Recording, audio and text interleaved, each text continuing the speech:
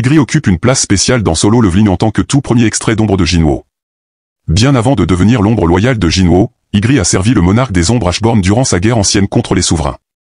Lorsqu'Ashborn a décidé de se retirer et de trouver un successeur humain, il a chargé Igri de tester le successeur au combat lorsque le moment serait venu. Jinwoo a extrait Igri en utilisant sa compétence d'extraction d'ombre en faisant appel au fort sens de loyauté du chevalier. Après 2 tentatives échouées consécutives, Jinwoo a réussi à extraire l'ombre d'Igri. Trouvant le nom original d'Igri trop long et encombrant, c'était le commandant rouge de sang Igri. Jinwoo a décidé de s'en tenir à Igri à la place.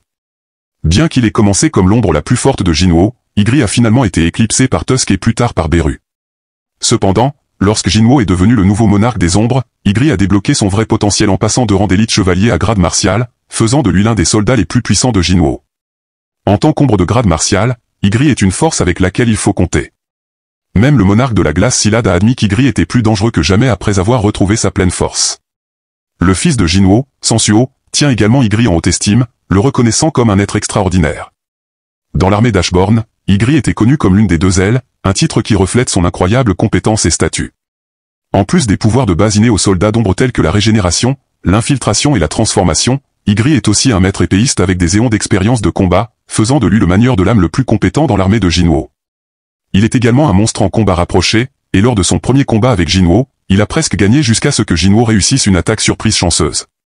Sa force physique est incroyable, comme le montre le fait qu'il a retenu le monarque de la glace suffisamment longtemps pour que Jinwoo puisse revenir sur le champ de bataille. De plus, Igri est rapide comme l'éclair et agile, utilisant un style de combat acrobatique qui lui permet de bleed ses adversaires avec une vitesse inégalée. Il a même certaines capacités télékinétiques, comme déplacer et contrôler des objets à distance. Igri a une personnalité chevaleresque et respectueuse, s'agenouillant toujours devant Jinwoo après avoir terminé un combat. L'une de ses manies les plus drôles est son habitude de ramener les têtes de ses ennemis vaincus à Jinwoo, une tradition qui est devenue ennuyeuse lorsqu'Iron a commencé à l'imiter.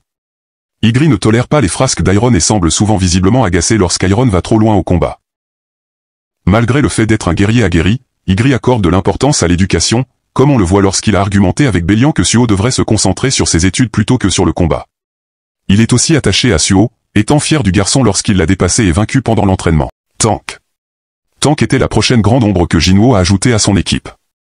Tout a commencé lorsque Jinwoo est entré dans ce qu'il pensait être une porte de rancée ordinaire, pour découvrir que c'était une porte rouge, un piège bien plus dangereux.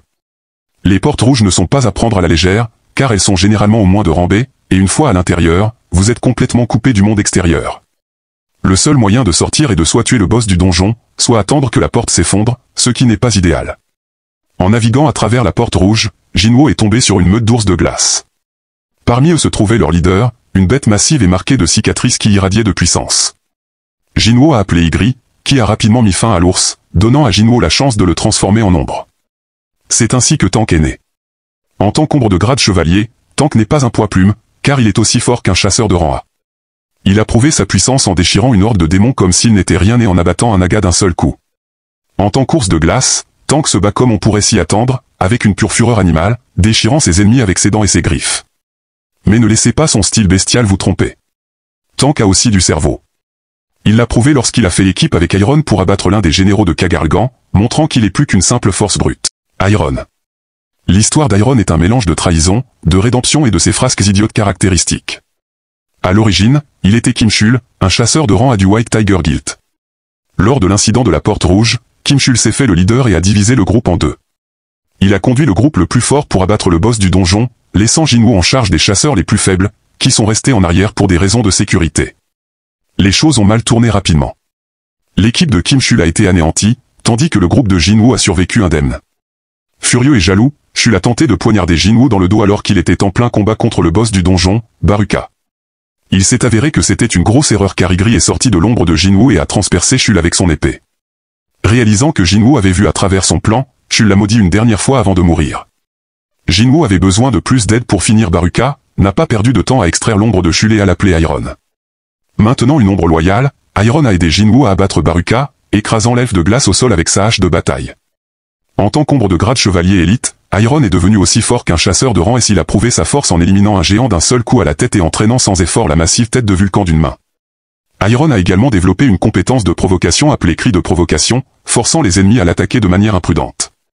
Bien que cela ne fonctionne pas sur quiconque plus fort que lui.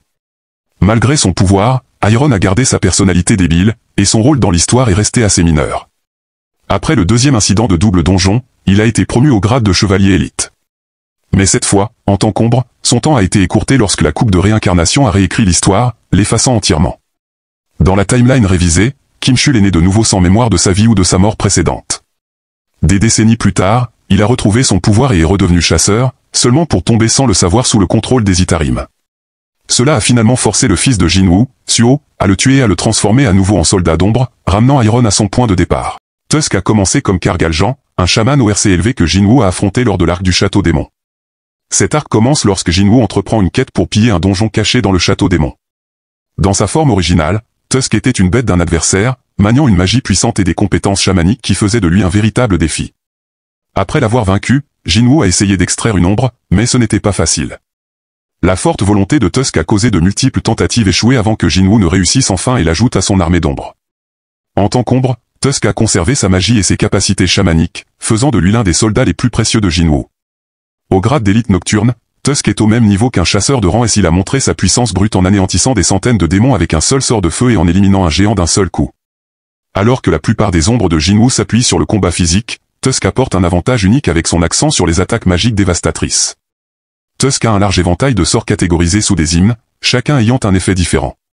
Par exemple, l'hymne de protection crée un bouclier autour de lui-même ou d'un allié, l'hymne du dragon de feu projette un immense rayon de feu de sa bouche, l'hymne d'agonie maudit une cible avec une douleur intense, l'hymne de frénésie affaiblit la défense d'un ennemi tout en lui infligeant plus de dégâts, l'hymne de combustion provoque une combustion spontanée ou une explosion des ennemis, et l'hymne des géants fait grandir Tusk à une taille massive en utilisant du mana.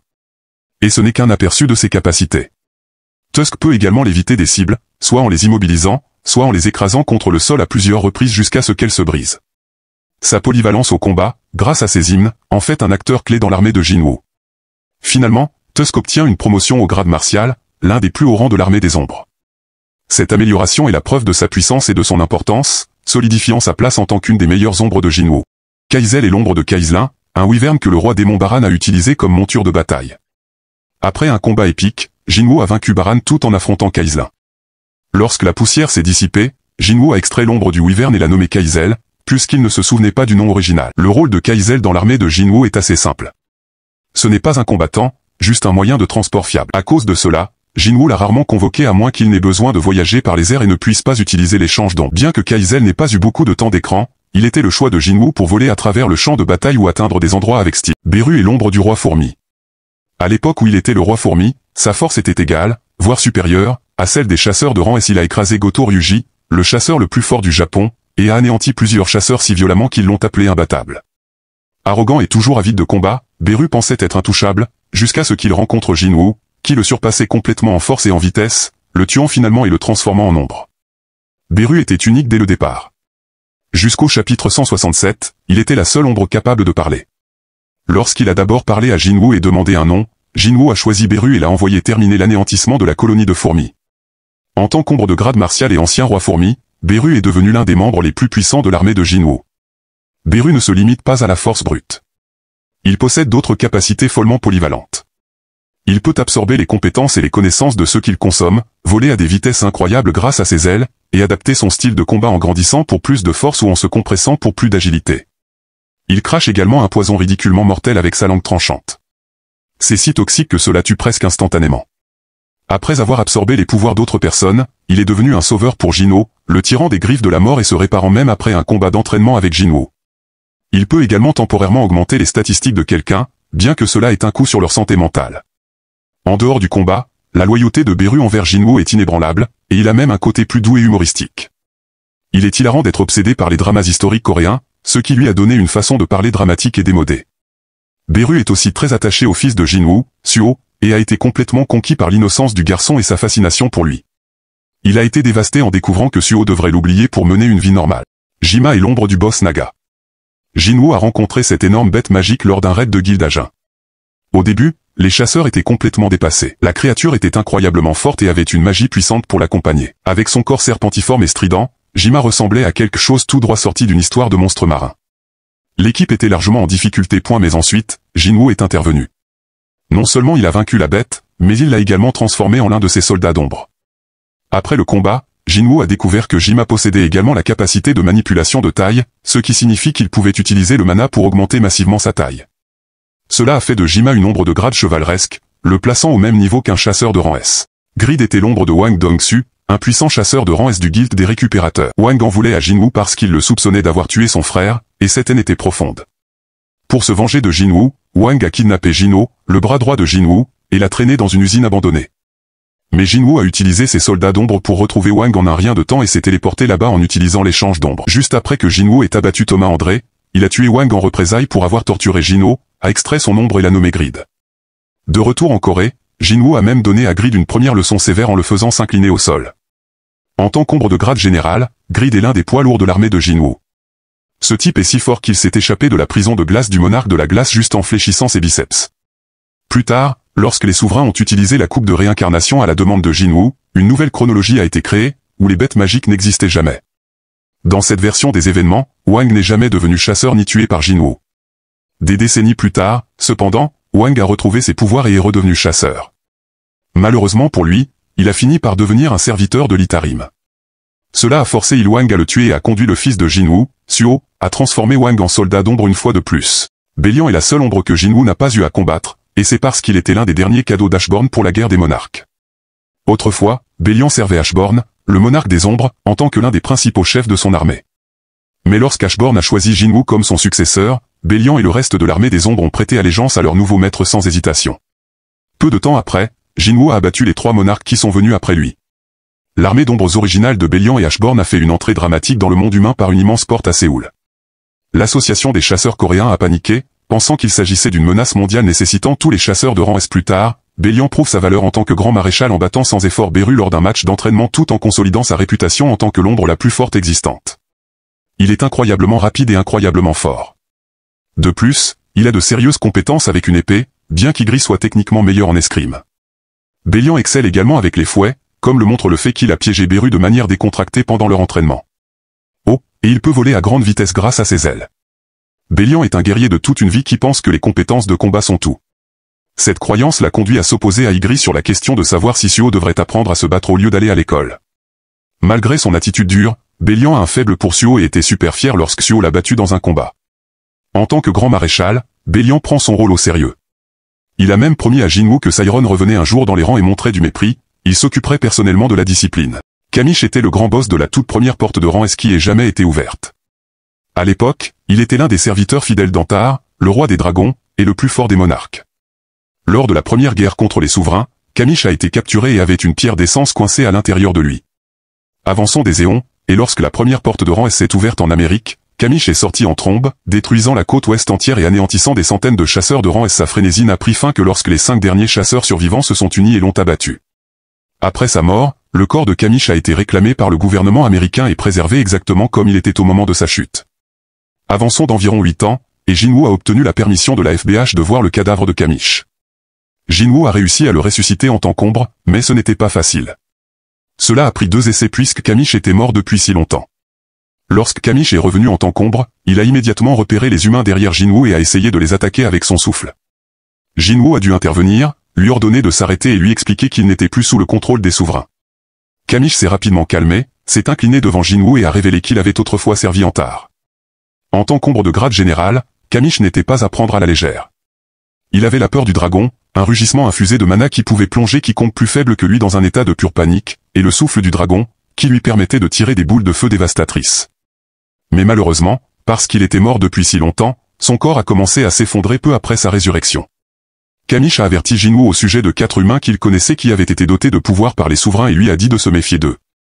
Avant de se dissoudre complètement, Kamish a exprimé des regrets de ne pas pouvoir servir plus longtemps Jinwoo en tant que l'un de ses soldats d'ombre. Ce fut un moment court mais inoubliable. Min Byung-ju était un guérisseur de rang S coréen et faisait partie de l'équipe de raid de l'île de Jeju. Lors du raid, il était le soutien ultime, booste les statistiques de ses coéquipiers et les guérissant dans le feu de l'action. Malheureusement, les choses ont pris un tournant sombre lorsqu'il a été tué par le roi Fourmi, qui a consommé sa tête et absorbé ses pouvoirs de guérison. Après que Jinwoo ait abattu le roi Fourmi, il a ramené Byung-ju en tant que soldat d'ombre pour guérir Shahin, qui était au bord de la mort à cause de ses blessures. Une fois Sha guéri, Jinwoo a honoré la demande de Bayek de laisser Byung-ju reposer en paix et de libérer son âme. Grâce à Jinwoo qui a réinitialisé le temps avec la coupe de réincarnation, la mort de Byung-ju a été annulée. Dans cette nouvelle chronologie, il a commencé comme instructeur universitaire enseignant l'histoire coréenne, puis a changé pour la médecine et est devenu médecin. Lorsque Beru a été convoqué, Byung-ju a presque eu une attaque de panique en voyant l'âne qui avait dévoré sa tête dans la chronologie précédente. Beru l'a également reconnu, s'est senti désolé et a donné à Byung-ju une bénédiction de protection. Cela n'a pas pu restaurer tous ses pouvoirs de guérisseur de rang S, car ceux-ci avaient été absorbés dans l'essence de Beru, mais cela a réveillé Byung-ju en tant que guérisseur de rang C. Malgré son éveil, Byung-ju a choisi de ne pas rejoindre une guilde ou de devenir chasseur. La reine fourmi était la patronne de la porte de rang S de l'île de Jeju et la mère du roi fourmi. Après que Jinwoo ait abattu le roi fourmi et l'ait transformé en soldat d'ombre nommé Beru, il a pensé qu'il essaierait aussi d'extraire l'ombre de la reine fourmi. Mais à sa grande surprise, son ombre était bien plus faible que prévu. Curieux, Jinwoo a demandé à Beru pourquoi, et Beru a expliqué que la reine fourmi n'était pas vraiment une combattante. Sa principale capacité était la reproduction, ce qui, évidemment, ne se traduit pas en forme d'ombre puisque les ombres n'ont pas de corps physique. Une fois que Jinwoo a réalisé cela, il a décidé qu'il ne valait pas la peine de garder son ombre et a interrompu l'extraction. Dans les derniers chapitres de la série Suite Solo Leveling Ragnarok, Suo a stocké jusqu'à 10 soldats d'ombre en utilisant sa compétence de stockage d'ombre. Certaines têtes connues de l'histoire originale composent son effectif, y compris Ko, l'ombre de Lee Min-sung, Kira, l'ombre de Kang Ta-shik, Sita, l'ombre de Siddharth Bakshan, Iron, l'ombre de Kim Chul, et Grid, l'ombre de Wang Dong-so. Le reste de l'équipe d'ombre de Suo qui a fait ses débuts dans Ragnarok comprend Mino, une ombre de Minotaur, Tao, une autre ombre de Minotaur, Armakan, Gordon, l'ombre de Naga Gordon, et Brocky.